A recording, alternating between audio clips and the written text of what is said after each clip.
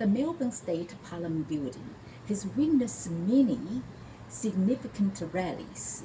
2 months ago, an anti-immigration event attended by Pauline Hanson, which started with a rise in her popularity. The Pauline Hanson phenomenon also signifies a symptom of broader Australia discontent over the cost of living, national security, and community safety, contributing to a surge in right-wing populism.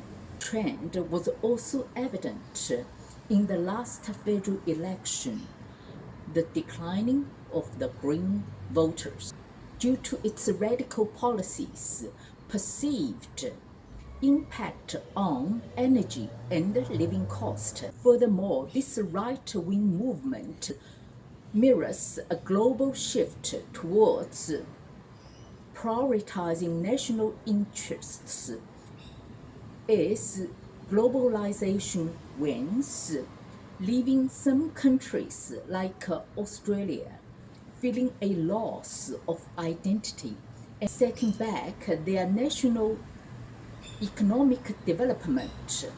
So, Australia is ready to shift to the right.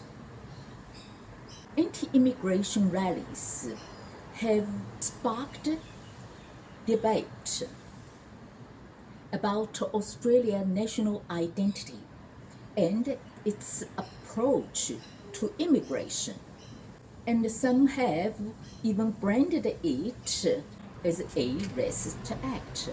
Opposition leader Angus Taylor clarifies coalition policy. We are a great immigration nation, but we must get it right. Resolute in lowering immigration levels, we must put Australian values at the center of our immigration policy. The statement is balanced, logical, and visionary, suggesting that coalition under Taylor, a mature right-wing party, is a clear foresight to steer Australia towards a controlled, conservative approach. Australia's political landscape is characterized by a long-standing alternating between the centre-left Labour Party and the centre-right coalition. Labour government tend to implement progressive social reforms funded by higher tax and increased regulations, which historically have led to higher inflation and extremism, paves the way for coalition governments, which prioritize tradition and individual liberty, and through tax cuts and less government intervention to stimulate investment and economy. Despite the presence and occasional influence from small and extreme parties, fundamental patterns of alternating between the Labour and the coalition has endured. Shows that the majority of Australians prefer centrist policies that balance social fairness with harmony and economic freedom.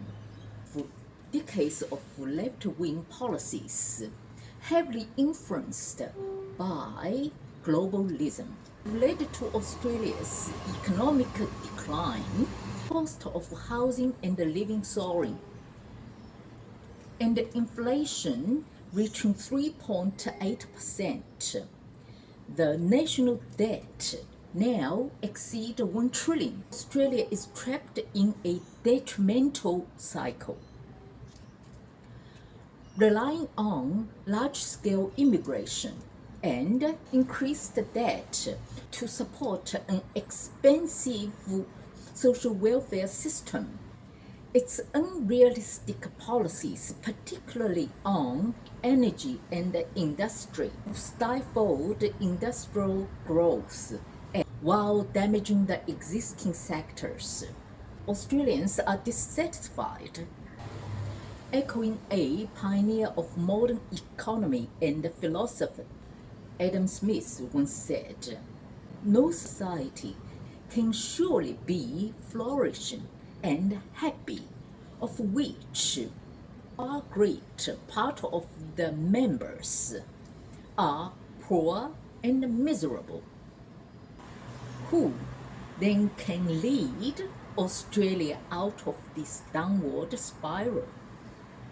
Can the Albanese government reform its policies and revive Australia's economy?